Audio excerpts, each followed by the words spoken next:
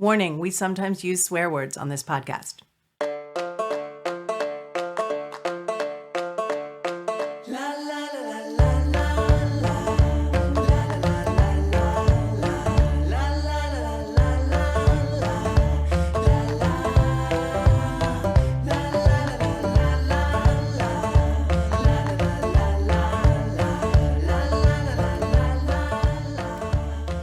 Hi, this is On Cue. I'm Liz. I'm a music supervisor. I'm Trish. I'm a film director, and we're going to dish about music and movies and life. We have a special guest this week, somebody that both of us have worked with in the past, Jeff Cardoni. Jeff Cardoni, welcome to On Cue. Hey. Welcome. Jeff, I feel like we should tell people how we all came to be in each other's orbits. Yeah. And first of all, say a little bit about you. What do you do, who you are, what you love and hate, and how this all came to be. I'm a composer for film and television. We met through that, and I've been doing it for 20-something odd years. And, Yeah. Just happy to be in this town, somehow eking out a living making music, and it's a lot of fun. How did you get into composing and get into this town? Well, my childhood was like the movie Shine, being forced to play piano. Yeah. So when did you start piano? 6. And when did you want to quit and couldn't? 7. No, but I played till like 14. Okay. And I did the recitals and all that, and I hated it. Got up at 5 a.m. and had to chart in before school and just nonsense. Because my parents were not musicians or creative, so it made no sense. It was all discipline. Yeah. And then when I got into junior high, I made a deal with my parents that I would keep playing if I could get a drum set. And I bought a drum set, and I played drums in a bunch of hair metal bands in high school. But then I got a guitar in college and became obsessed with guitar, and then wanted to be a guitar player. I came out here and I played in this band for a little bit that was signed to Warner Brothers called Crime Syndicate. So what was do you remember the first show you ever did? The first real gig, it was a movie, a Disney straight-to-video called Where the Red Fern Grows, starring Dave Matthews. Dave Matthews. And Dabney Coleman, yeah. Oh, that's a pretty cool I didn't know Dave Matthews was an actor. Yeah, well, I don't know if he has been since, but yeah, it was like 2001. I was a telemarketer, and I just tried odd jobs while I was trying to figure out how to get a gig. But that was my first film, and I went in the meeting. I had a friend who was another music supervisor who got me a meeting, and it turned out they wanted a bluegrass score, and I don't know anything about bluegrass.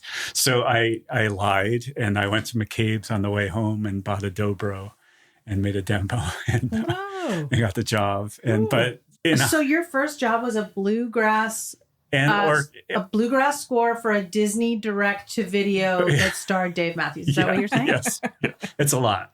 That's incredible. Wow. Yeah, I don't think anyone's ever seen it since, but... Oh, I'm going to be watching it. Yeah. And the Me link too. will be in the show. Yeah. Yes. So that was my first.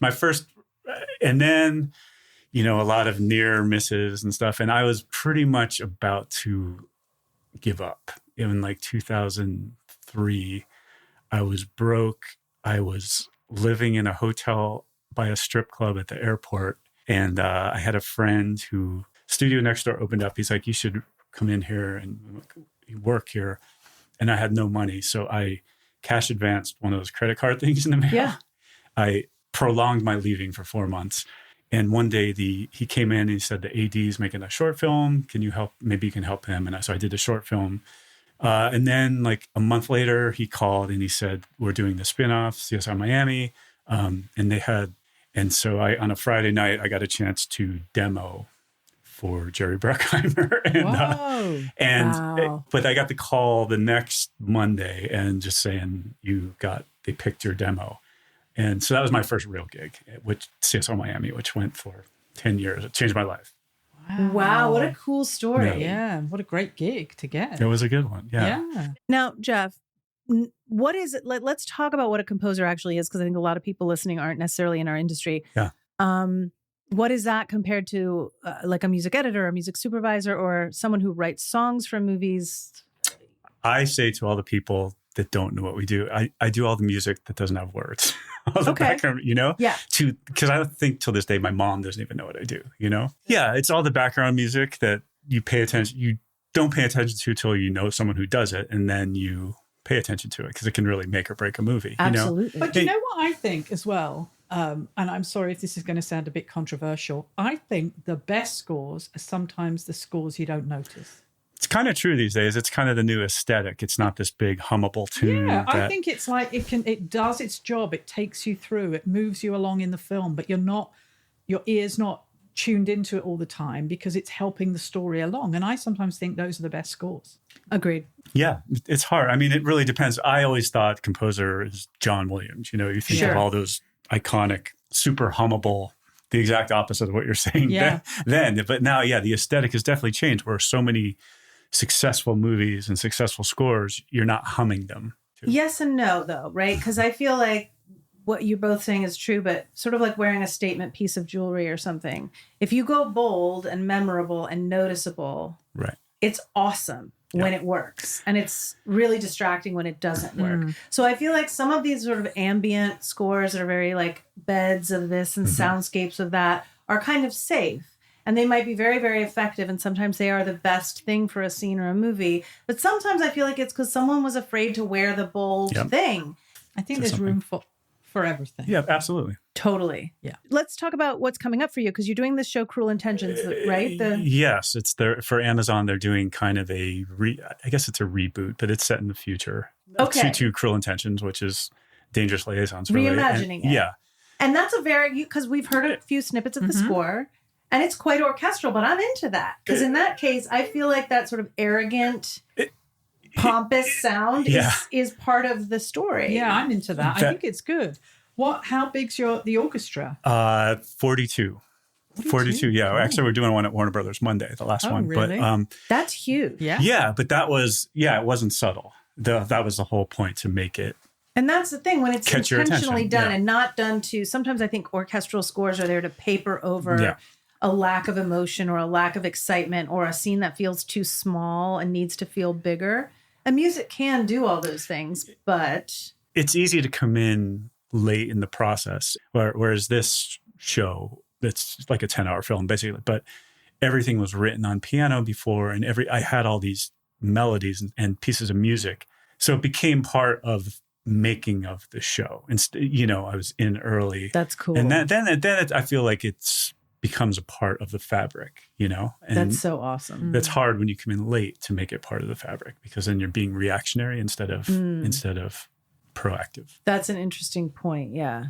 And I'm going to just with my music supervisor hat on. Are there a lot of tracks in Cruel Intentions? Is it? It's as far as how much music. Yeah. Is it mainly score?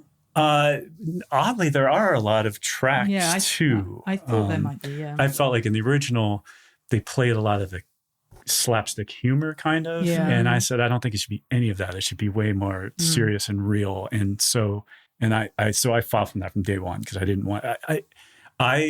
For having done comedies, I never wanted to do comedies, and I fight to not do comedies. And even if I'm doing a comedy, I try to make the music not comedic. Well, that's usually the problem. If you're waiting for the music to make it funny, you've got a problem already. Yeah. Whereas like sad stuff is, I think, if you're already sad, the music really helps, but it's not, it's not used as a crutch as much. But I might be wrong about that, actually. Now that I hear those words, I'm not sure that it's true. Well, it's really like a fine line, because I feel like if you go emotional on something emotional, then the reviewers will rip you apart for being melodramatic. And that's what I was most proud about on Cake. I felt like that none of the reviews said that about for dying and super emotional. Right. But I thought we were tasteful and never pushed it too far. Yeah, we're talking about a movie called Sitting in Bars with Cake, which all three of us worked on. Came out in 2023. And it came out in 2023. Directed by Trish. And I directed it. Liz music supervised it, and Jeff did the score. And the way you develop themes is really interesting to me. It is generally important to me to have a singable theme. Right. And yet I don't love a big soaring, like I don't want a French horn section, thanks, or like 7,000 violins.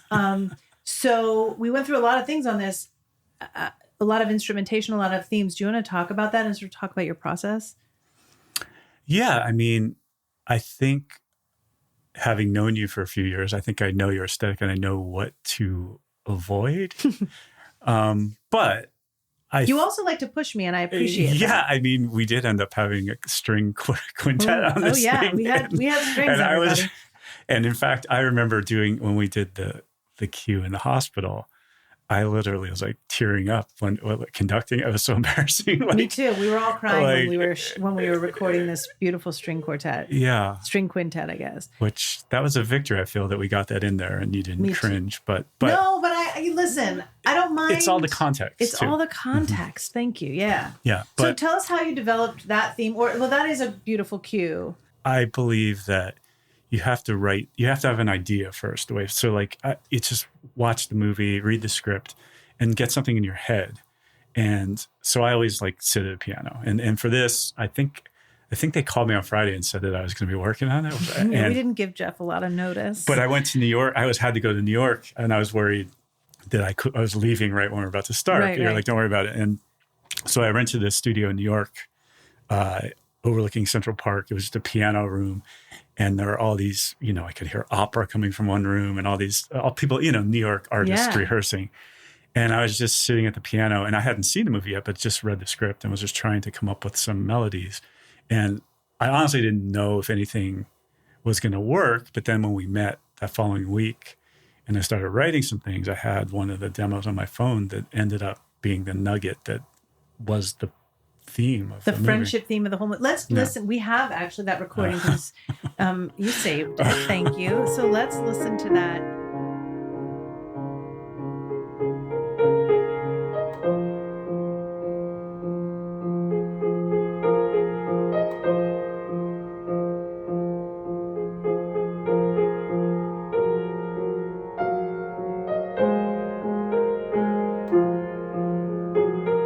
Just iPhone recording you made in that studio overlooking Central Park in New York.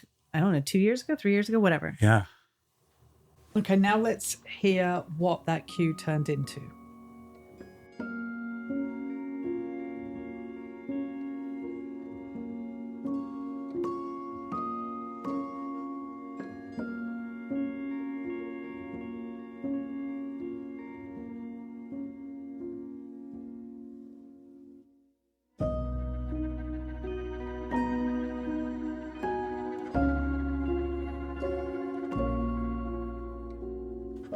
So this theme is so beautiful. Like the minute I heard it, I was like, that's the one. How do you come up? Like, do you hear it in your head and play it on the piano? Do your fingers play something and then your head says, that's it? How does this go?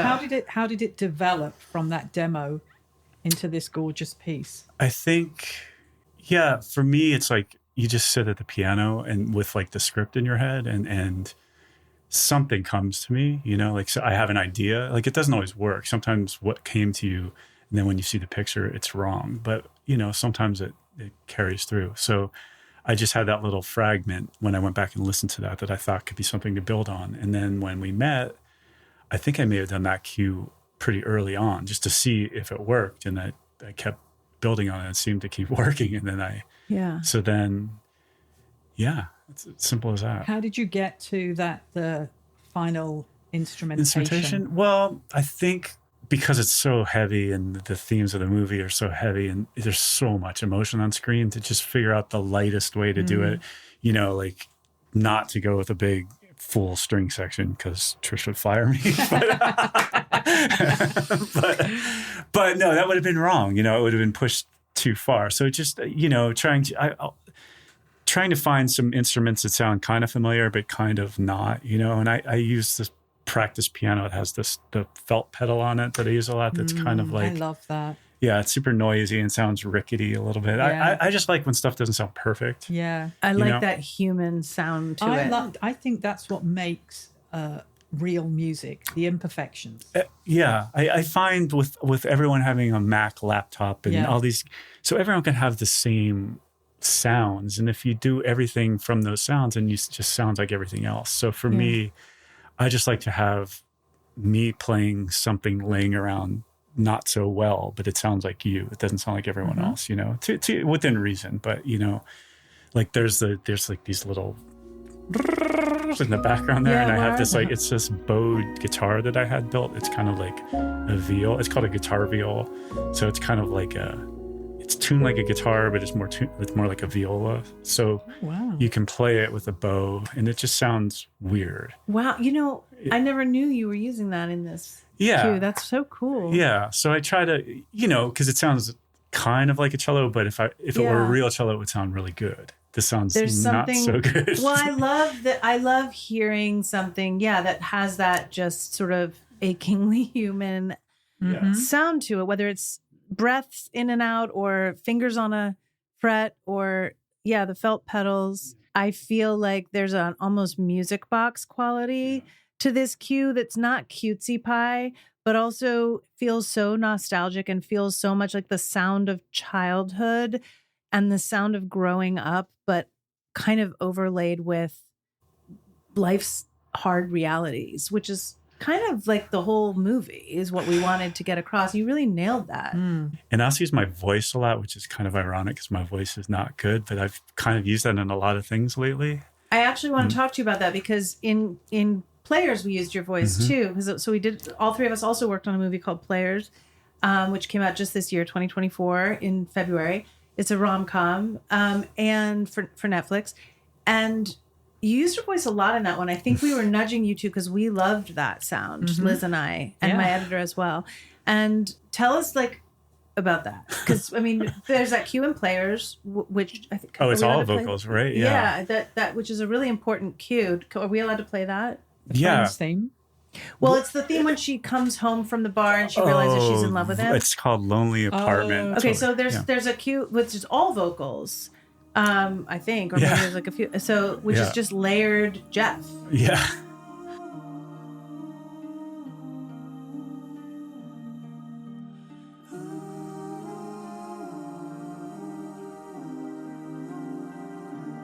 But a lot of these demos, it's more like I just blather out stuff with the phone recording, and then you kind of go through and listen to it. And if you come back the next day and that might have been a good idea, kind of like expand on it, see if there's anything there. It's good to hear though, the fact that you Evolution. just like that stream of consciousness and then where it ends up, Yeah. But for me, it's like, if you just go into the studio or whatever, sit at a computer, then you can start writing music without having any music first. You know what I mean? Like everyone has sounds. You're doing sounds, you might do something that works, but I feel like if you don't have like a nugget of music, whether it's a melody or a chord progression or something that, then I feel like your job isn't done yet. It's like you shouldn't start writing the score yet. Because if you have that and it works, then everything kind of just writes itself.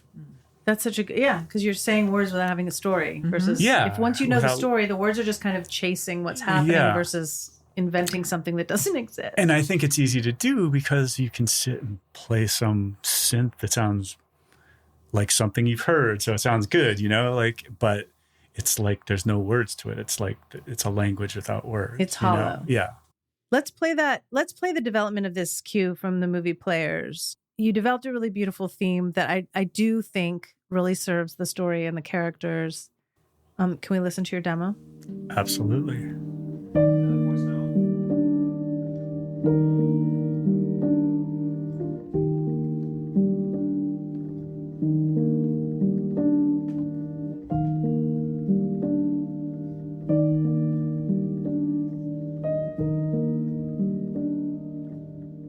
I think that's exactly how it ends up when they're sitting outside the baseball stadium. Yeah. No, this is that theme. Literally. Yeah.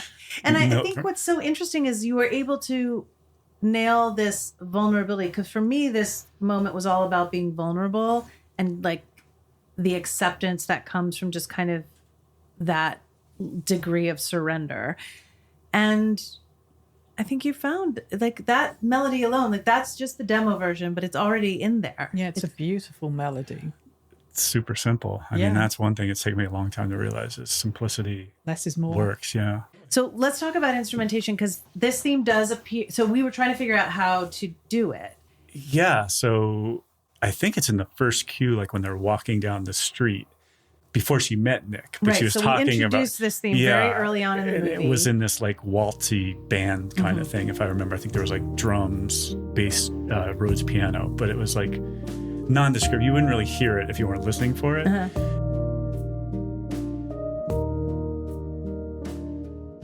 And then after she met Nick and was in the apartment and was kind of falling for him, I think she was looking at pictures. There was like a shot, it was panning, and I tried to put that there, and I put it on piano, and it worked.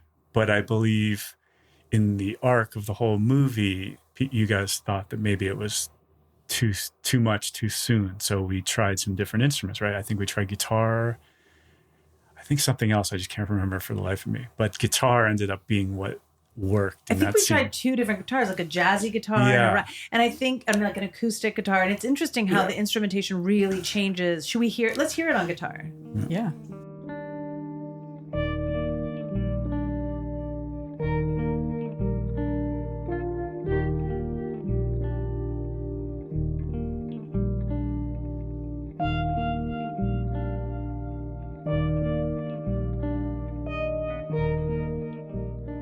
So that was a version with the guitar. And then there was, what's that other instrument that's kind of featured? Yeah, I think in that one, there's a bass guitar, electric guitar, and a piano with like a weird, I think like a tremolo sound on. So it doesn't sound like a piano. Yeah. They're trying to avoid sounding like piano. Well, it was too early in the movie to go too deep. And it was interesting that just changing up the instrumentation, same theme, it's roughly the same tempo. Yeah. Feels like a lot less serious and a lot less vulnerable and and there's a certain poignance to it, but it's got a little more swagger to it. Yeah, for sure. And it really took the sentimental edge off. But then by the end of the movie, we did want that sentimental edge. So let's hear the theme as it appears at the very end of the movie when we do want to rap it. We do want to pull on heartstrings. We do want to give our message full-throated.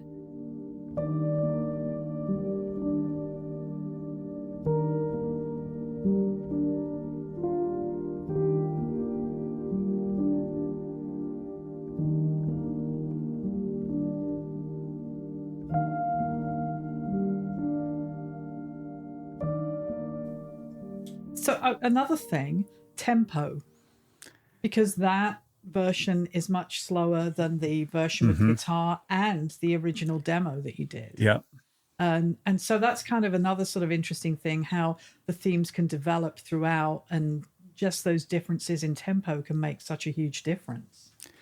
Yeah, I think it affects how you feel, I mean, because you're not in a film, it's not just about the music. It's about what you're seeing and what you're hearing and how it all combines together to make you feel. And you hope that it's making you feel the appropriate thing. And tempo can have a big thing to do with that. Yeah. I think taking a theme like this and having it reappear over the course of an hour, hour and a half, people may not necessarily cognitively understand that they're hearing the same progression of notes over and over. But because if you're paying attention to the story, you're not, as we said, really listening to the music and singing along to it or anything. And so I think it is such a subliminal way of of threading emotion through a story that people aren't even aware of is happening. Because you hear that theme and you're like, I've heard this before. It's closure. Like this is the sound of friendship or the sound of love or the sound of sadness or whatever. And it has so much impact because you've seeded those, even as simple a progression as it might be. In fact, the simpler probably the better, because your mind remembers it better.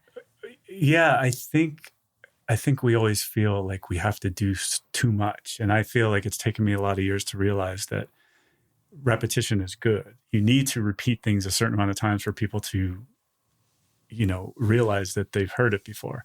And I think early on, I tried to disguise things too much and make it too complicated and bury it beneath all other things. And then people I might know it's there. I could say, well, if you listen to that theme is in there, but no one else is going to pick that up. So you really have to be overt and really not hit them over the head, but hit them over the head, make it obvious. And that's taken me a while to realize, but it really is effective. I think the same could be said probably about anything in life, but also sometimes those simple things like cooking the perfect, chicken breast or something. Those are the hard things to do. Not hide behind the bells and whistles and the smoke and mirrors, but to do something really simple and transparent that is somehow new, but just familiar enough to feel right to people. Do you ever get heartbroken when you have a theme or a cue that you love and nobody or not enough people who are working on the film are like feeling it with you? Oh, sure. What happens? I just file it away for the next time. There's no bad ideas. It just means that might not be the right idea for this particular circumstance. I mean, it's as musicians, we're making music, but we're, as a composer, you're making something to serve the film, not to serve yourself. And it could be the best piece of music you've ever written. If it doesn't serve what they're looking for, then it doesn't mean it's a bad piece of music. It's just not right for that time. And I can let stuff. I think sometimes we think as creative people, you might think that you only have a certain amount of ideas. So you want to be precious about them and like, I can't let that one go but there's always another one. You have to let go. Like I have to let go of that mindset that you only have a certain amount because there's always something else. Everyone's staring at the blank page or the blank screen the next day and something always comes out if you just trust that it will. That's pretty, Might that's have good some advice. players or singing in basket cake. Right? That got rejected from someone else. I win. Yeah. I think we got one more. Yes. One more piece that we want to talk about, which we didn't work on. So this is going to be interesting to hear. This is the demo for White House Plumbers, a show that you did. Okay. Yes. Hardest thing I've ever worked on. Really? What was hard about it? Everything. This was an HBO miniseries. Cool show. Yeah, when I heard about it, Nixon and like Watergate. It's great. Like every star that you would want into something, Yeah. Yeah. So, but it was the hardest thing I've ever. Because of the politics, the creative brief, everything. Okay. I think every composer in town they looked at, like they were looking at everyone from James Newton, like is big at the big, like everyone went through this thing. And I had a friend who was an editor on this. And when they were looking, I wrote some stuff and they got in the temp score and it was in the temp score, but they would not take a meeting with me and they had meetings with everyone else and blah, blah, blah. And so it eventually came back around where they're getting desperate, like, because this thing was going on for a while. It started in COVID and I think it just post took forever. So I think they pushed off the decision as long as they could. And then at some point, David Mandel, the EP, is like, what is that? I like that. I was like, and they're like, that's Jeff. It's been in there for like a year. We should tell everybody what a temp score is, because Yeah. I didn't know. When you're cutting a movie or a show, everyone, you put music in as like a placeholder to kind of figure out what type of tone or what type of instrumentation, what type of sound you're going to want there. And you pull instrumentals from songs, you pull bits of score from other shows. And so the composer's often given that. And then, sometimes I guess it's like, basically make us some version of this. And sometimes it's just like, hey, this is what's working, but do your thing. Am I right? Yeah. So that's what a temporary score is. Yeah. When we get the thing to work on, there's music in there already to just kind of give you a roadmap. But and sometimes, a lot of times, people who are making the film fall in love with that temporary score and kind of want you to recreate it as close as you can. But of course, as artists, that's never like the greatest assignment to get. Yeah. You'd rather make something new. But I can imagine that when you find your own music being quoted in somebody's temporary score, right. That's like when people reference my OK Go videos all the time and then don't give me the job. Right. And you're like, well, I think I know how to do it because I did do it. I think I can do something like this because I did do it, and it's crazy. It's insane. The politics, yes. I went in for a meeting on a movie. The whole movie was me. Like I went and screened the temp score. The whole movie was scored with mine. And I'm like, oh my God, I got this. And they're like, I didn't get it. And they're like, we want a bigger name. And first of all, it wasn't a big movie, and it's all my freaking music. So like sometimes it just really makes no sense. Yeah. It's an interesting phenomenon.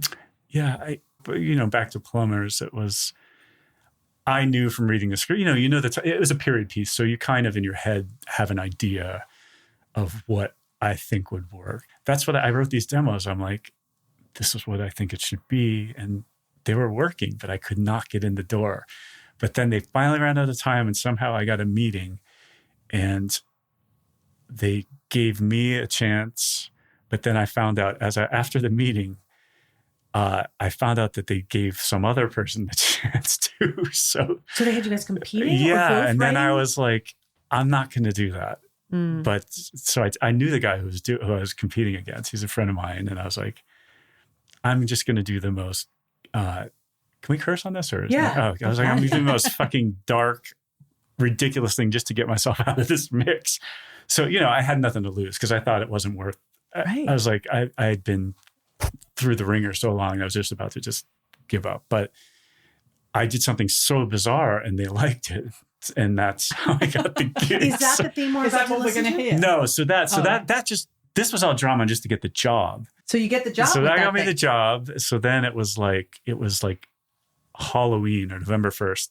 And it was like, I have till December 22nd to do 220 cues in all various states of like, bonkers. Hey, so they would come to my house, like, and this was after COVID, like for a while, no one would come to your house, but they would come to my house, but just nothing was working. I play all this stuff. And I played one thing on iTunes while they're in the room. Like I thought it was kind of a cool idea.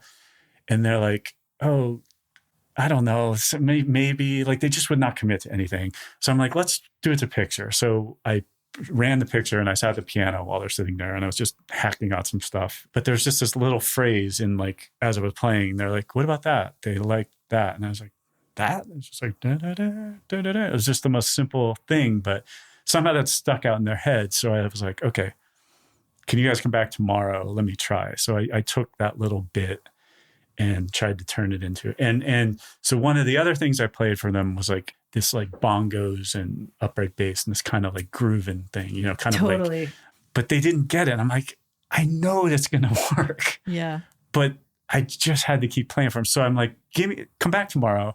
So I took the little melody thing they like and I adjusted my little groovy demo that they didn't like. And I put it up to picture. And they finally like something. So this is that first little piano bit that turned into the main title. Yeah. So this, I think we're sitting in the room. I'm literally like playing it on the screen with my producer sitting in the room. Wow. All right, let's hear it. Sorry.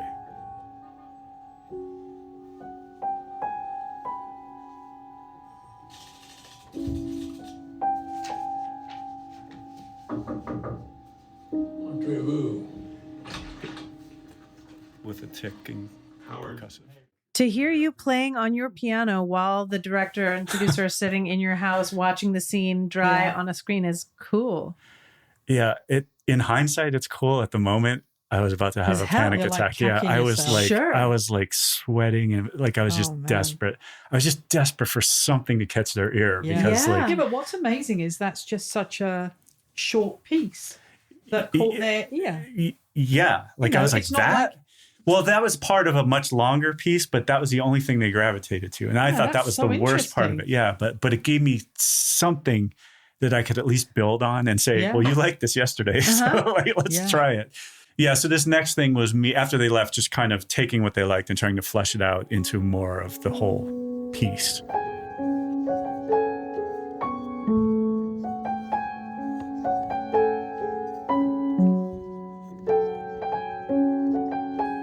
So sort of brainstorming by yourself on it? Yeah, just honestly to get it down before I forgot it. Right. Okay, and then should we hear the finished? Yeah. So this is the cue that actually is in the show. Yeah. It's the main title. It's the beginning of every show, right? Every episode.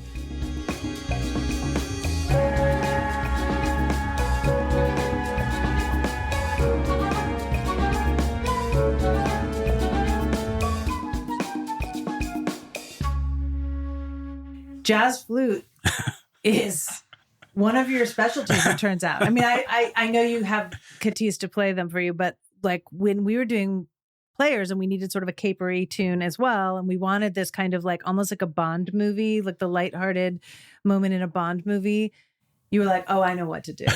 And you brought in this like absolutely banana pants jazz flute. Yes. Katis Buckingham he's got many claims of fame, but he played in Will Ferrell and Anchorman. He played the jazz flute on the table. He's the dude, yeah. And that's what everyone mentioned. I have a child now who plays jazz flute, which is like absolute karmic destiny for me. And whenever anybody hears that, Anchorman is who they mention. Well, Katis, he goes back to Where the Red Fern Grows on my first project. He was on the played, I lived in a 500 square foot house in West Hollywood. And like we had this little courtyard, and so Katis, someone introduced me, and he came and played flute on that because it's all I could afford. And so he's played it ever since.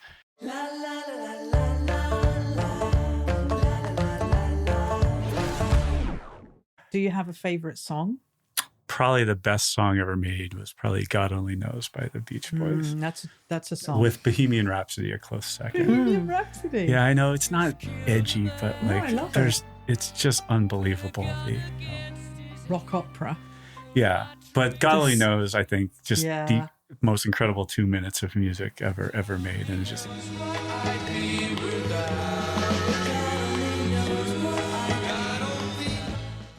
Okay. What's favorite film? I could try to be cool and name like some classic, hipstery film, but I'm going to go off the grid a little. Less Than Zero. It had Robert Downey Jr., Andrew McCarthy, Jamie Gertz, James Spader. Amazing soundtrack produced by Rick Rubin. Yeah, that was like that glory days Great album. of soundtracks, movie soundtracks. Yeah. Glory days of all of those people. I mean, that was when I Was fell it in love with Brat James Pack? Spader. Was it classed as a Brat Pack movie? I think I was a few years older, but I had read all of Bret Easton Ellis novels. Like growing up in Pennsylvania, like LA was always just this like mystical place to me, this place, and those books and that movie in particular really just put it in this view of what you wanted to come to at that time in the world, like everything was neon and everyone was doing drugs and listening to music. And, it was just cooler than anywhere else in the country, I thought, and it really captured that. And in fact, when I was riding over here today. Were you listening to it? No, but I went through the tunnel that Julian died in the movie. Yeah. So it's a dark movie. Yeah, I mean, there's some really movie. dark stuff. Yeah, wow. Okay. So I love that choice. Yeah, me too. Is there a scene that particularly stands out from either Less Than Zero or another movie of just like a musical moment in a movie that just like really changed your life? Changed my life. It's tough. Is that a lot? Or just stuck with you? I mean, as sappy as it is, probably Danny Elfman, Edward Scissorhands. Yeah. For some reason, the ice dance just really. That was a strangely moving moment. Yeah.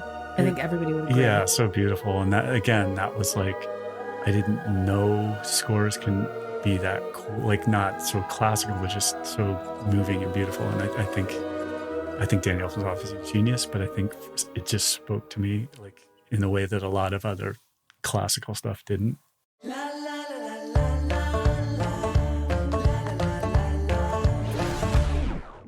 So we're back and we have our signature cocktail for the week. There's also a mocktail version. Both are available in the show notes. This drink is called the Cardoni Moi for Jeff Cardoni.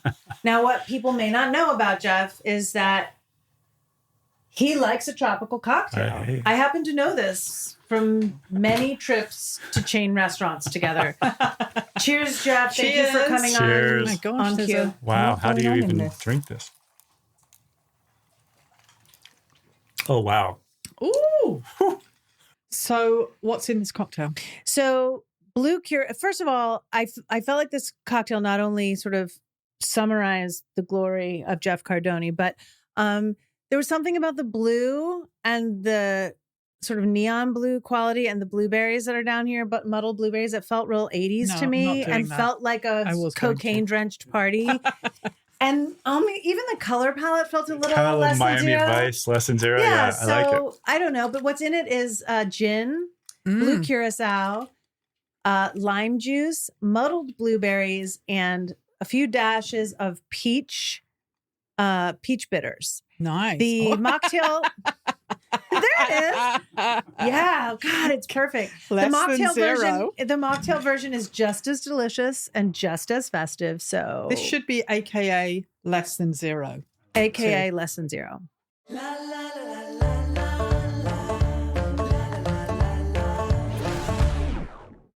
The other thing we do every week is a tarot card. Jeff, are you into tarot cards? Not in particular, so I'm a little scared to know. No. We're not going to be scared. Here's what these cards are going to do. These cards right now, for whoever hears it, whenever they hear it, whether it's this week or some other week, this card is just going to be your helper for the week, Jeff. It's just going to be like when you have a question or you're wondering what is going on, look to this card for some information or answers. That's it. We're not telling the future. We're not figuring out if we're going to die this week, which we're probably not. Let's hope so. Spoiler alert. We're just getting a little helper for the week. Okay. Who'd you get? The Hierophant. Okay. The Hierophant. That good? Liz? Yes. Do we have good and bad cards? Well, you said no, but then you say, yes, we do. It's so true. Yeah. I know. The Hierophant, it's card number 5 in the Major Arcana, which is the big shifts in life and the big things that happen. So this is a big week potentially. 5 is a number of change and sometimes uncomfortable change. But the good news is that the Hierophant is like the teacher, the spiritual institutions that get us through stuff. Sometimes the card is called the Pope, but I think we don't like that because a lot of us associate the Pope with like political leadership, and this is and maybe corruption or and maybe homophobia or child molestation or whatever. Yes. So I think it's better to just think of it as like spiritual teachers, spiritual leaders, the institutions that we can lean on when we're feeling confused and when change is coming for us.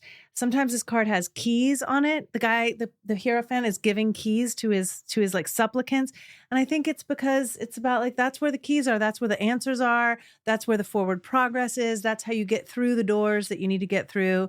So maybe we need to look to our spiritual leaders this week. Or we need to be spiritual leaders for ourselves or for other people. So if somebody comes to you looking for some spiritual advice or whatever, be the wise one.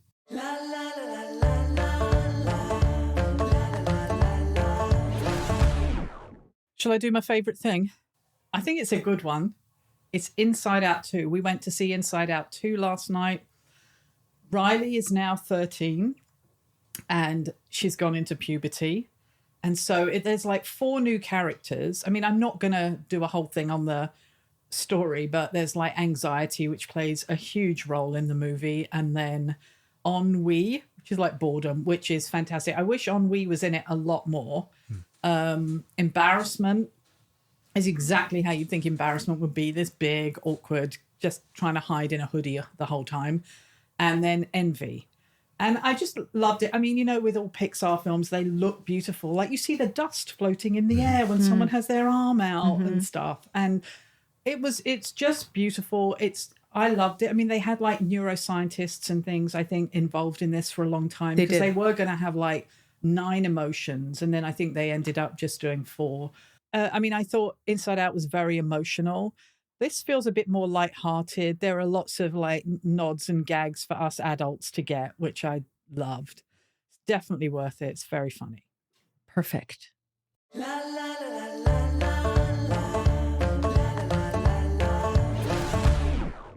Liz, Yes. you got a record of the week. I do. This week's record of the week is by Waxahachie. Waxahachie is Katie Crutchfield. This album came out in March of this year, and this track was out earlier in the year, but I love this track. It's she's worked with MJ Lenderman on this album, and there's just like, on this track particularly, there's like really beautiful harmonies. Lyrically, there's kind of like a restlessness to this track, but there's like, it has just like a peaceful feeling to it. It's a really lovely album. You should check it out. I want to thank Lysandra at Third Side and Hector at Epitaph, who cleared this for us to use this week on the podcast. Sounds awesome. Let's have a listen. And we'll see you next Tuesday. Right on cue.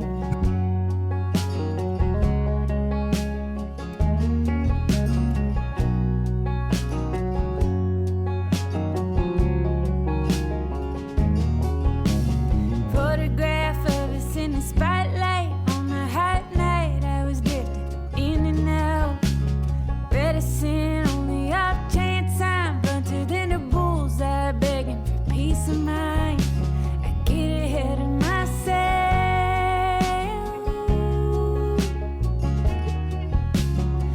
listen for a bombshell.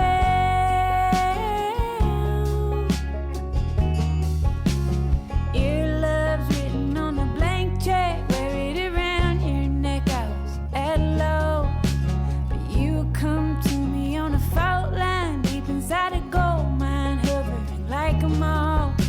I lose a bit of myself,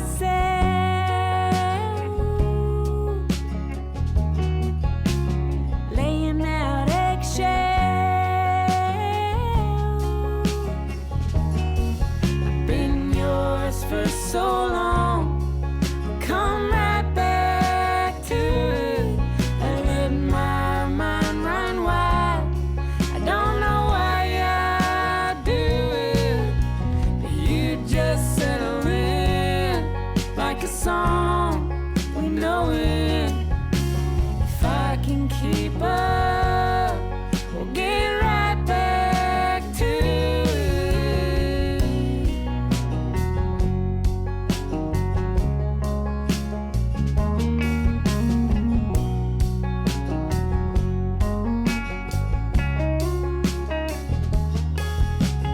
Fast swerving out of my lane, burning up an old flame, turning jealous eye.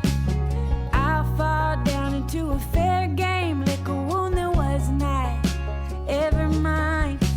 I get ahead of myself,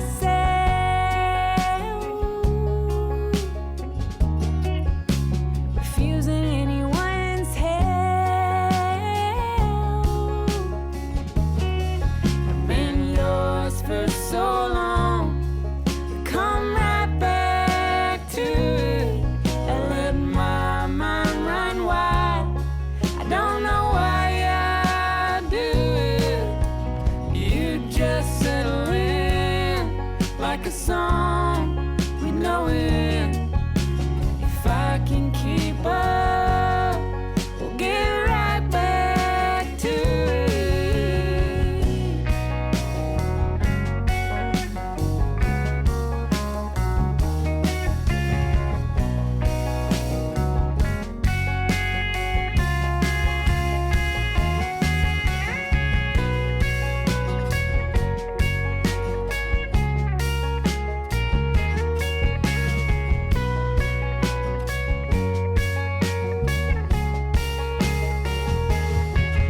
Been yours for so long, come right back to it. I let my mind run wild, I don't know why I do it, but you just settle in like a song, we know it. If I can keep up, we'll get right back to it. We'll get right back to it. We'll get right back to it.